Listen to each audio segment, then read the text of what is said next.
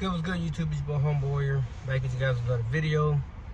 So the Miami Dolphins had a major bounce back in the joint practice with the Detroit Lions. Offensively, they dominated, looked really good. Tua had a few touchdown passes. One to Esridge, one to Waddle. I think he had two to Waddle. And then he had a couple of nice throws to other receivers as well. Running game was solid. Defensively, they did really good. Patrick Paul is an absolute monster out there. He's definitely a cornerstone left tackle now, so there's no debating about that. But overall, really good day. Solid day practicing. I was reading Travis Wingfield's tweets, and it seemed like they were just gashing Detroit. And on the opposite end, the defense was very stout. They didn't give up a lot of big plays, didn't give up a lot of touchdowns either. But Detroit did fight back, so I'm not going to say that they didn't. They had a few touchdown drives themselves. But when the rubber had to meet the road, the Dolphins defense did come up big with sacks, pass breakups, a fumble, stuff like that. So the Dolphins really responded well. That's all I was trying to say the other day. When the Dolphins had a rough practice, they're entitled to that. I don't know why people overreact to a joint practice and then say, "Oh, we're soft, the season's over, Tua's done." It's like, bro, from one day to the next, things change. You're not going to keep the same intensity from one practice to the next. It doesn't work that way. As much as you want to set it up here, when you come out on that field, it's a different environment. Things can change. And the way people do formalities and formations and schemes and plots, it all would dictate from day to day.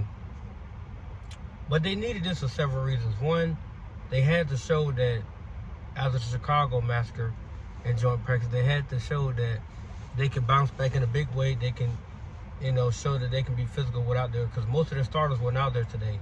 So they played with a lot of heavy rotational guys and looked really good doing it. Water did get back into the fold of things.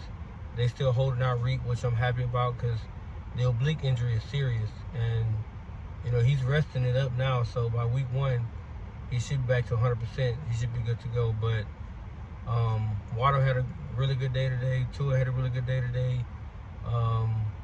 Achan, Tariq, Malik, Estridge, which he's coming along really good as a receiver. Who else? What's his name? Jalen Wright had a few good runs. So overall, the offensive line held its own pretty well against Detroit today. Overall, they had a really good session. I was proud of the effort. I'm actually glad they responded the way they did, because, like I said, a lot of people had written them off after Wednesday. So after Wednesday's practice, a lot of people wrote them off, and it's like, I don't get the reasoning for it, but it happened. So with that, we'll see how this game goes Saturday, which is like the starters won't be playing. So we'll see how the backups look. But